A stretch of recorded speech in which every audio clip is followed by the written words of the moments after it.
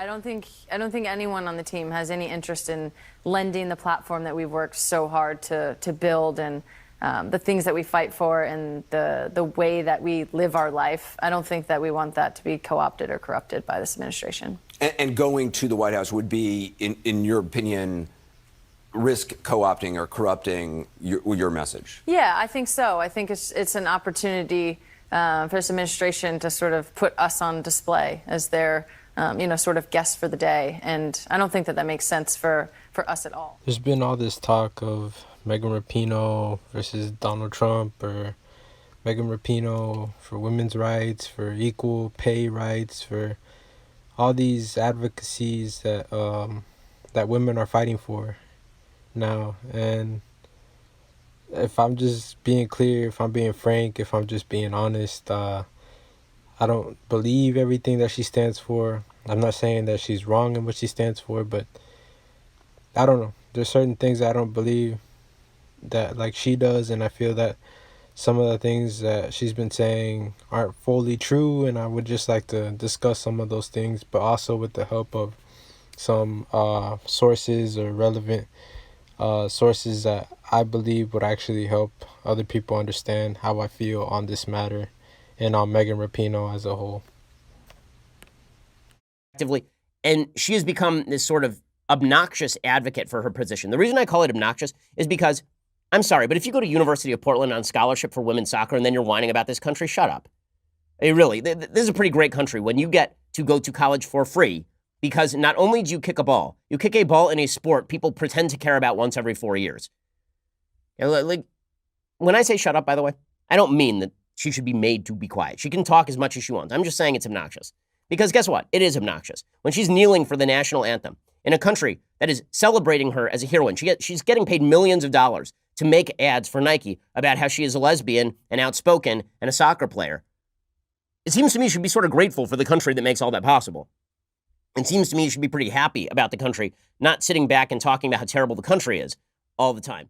The disrespect for the flag, I'm not so sure for it. I've said it before in a video past about the USA and the Mexico game.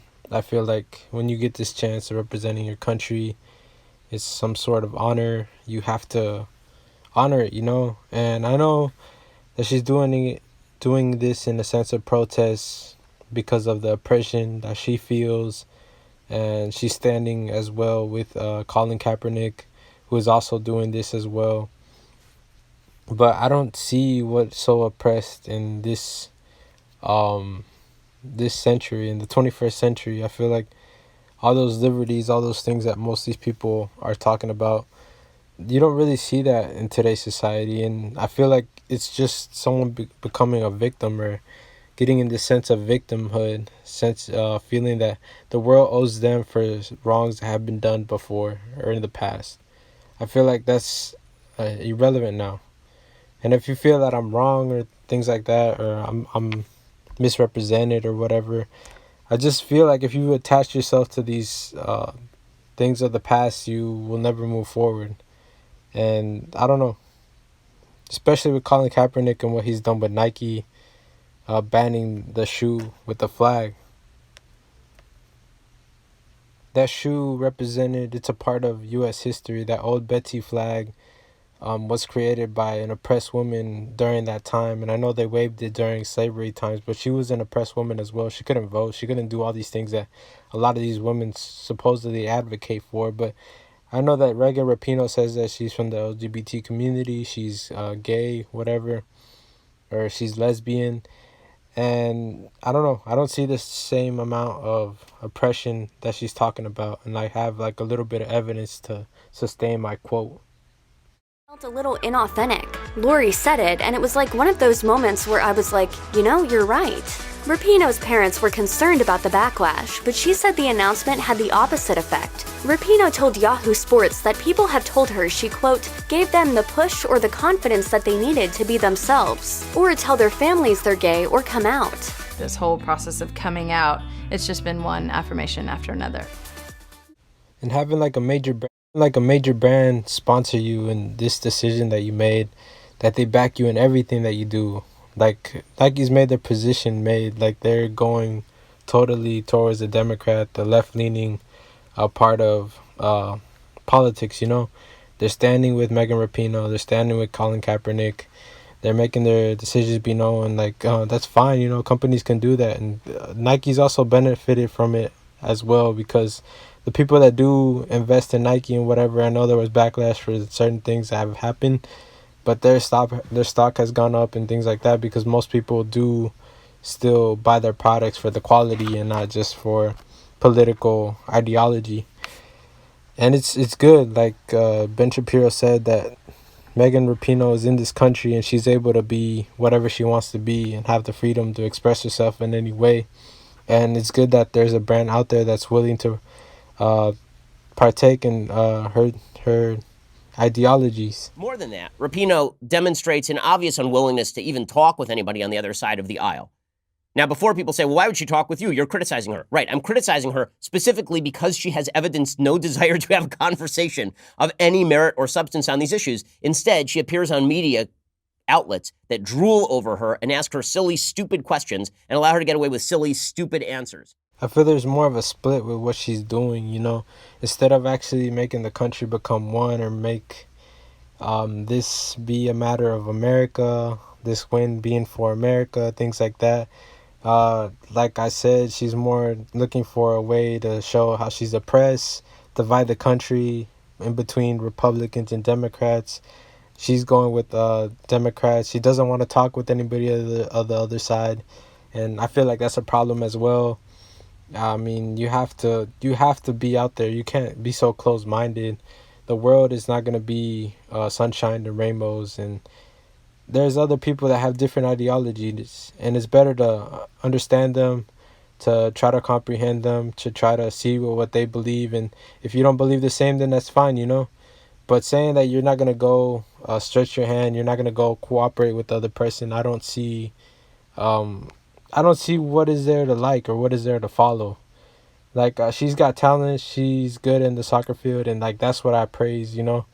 But that's it. Anything else of politics or stuff like that, I just can't get on with it. And especially this pay gap stuff and all these things, people, I feel like they should just look up research or look up evidence for themselves, and they should look up these problems instead of just like leaning towards the left or the right, you know, because we're in this period of information where we can look up anything on anybody and any information as well.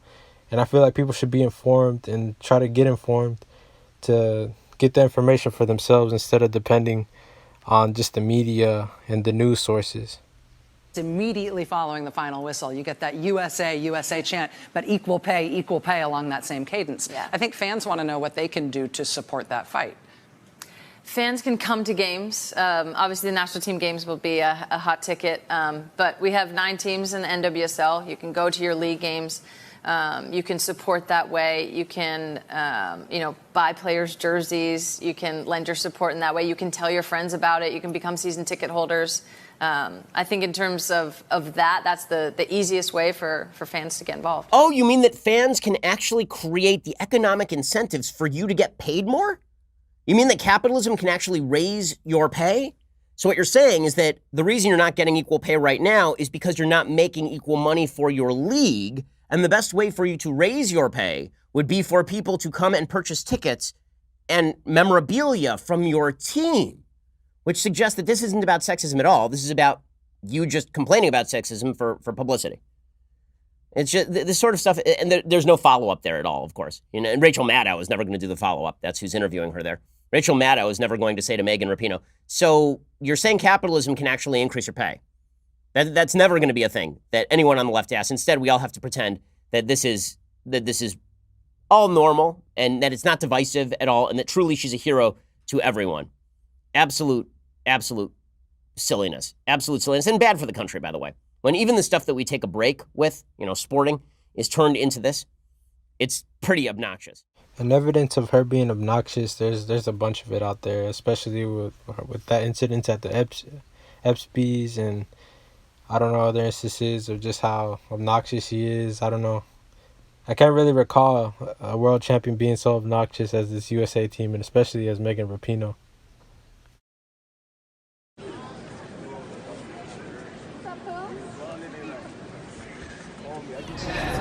What do you have to say? This!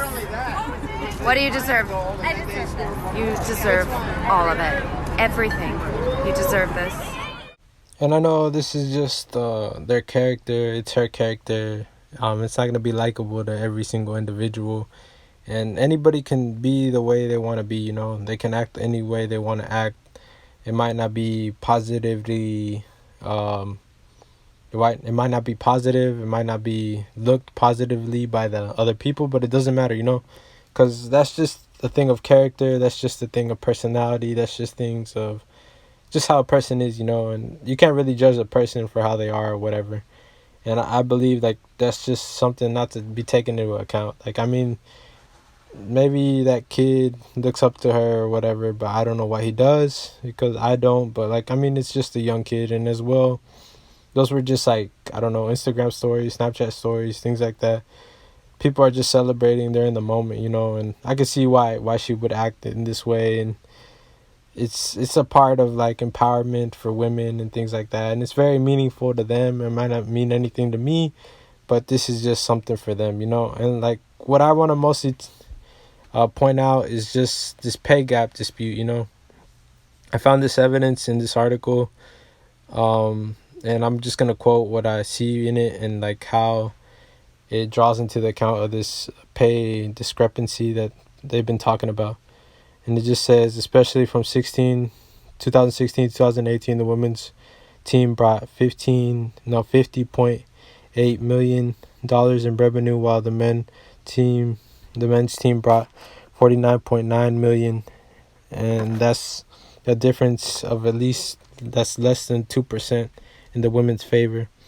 Looking year by year, 2016 was actually the only year the women's generated more revenue than the men's. And we can just compare it, the game revenue, right?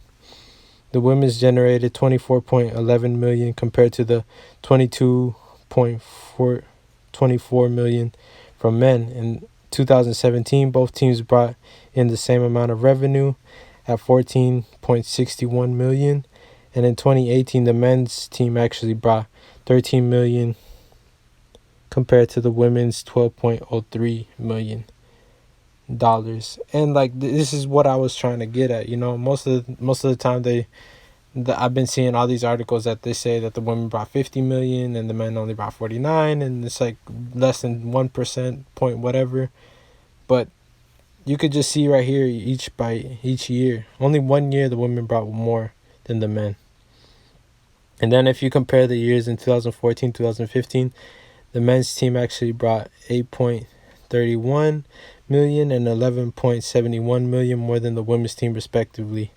In those years, they don't want to be talking about them, you know. And beyond the game revenue, US Soccer brings in money through marketing and sponsorships. This category accounts for about half of the total revenues in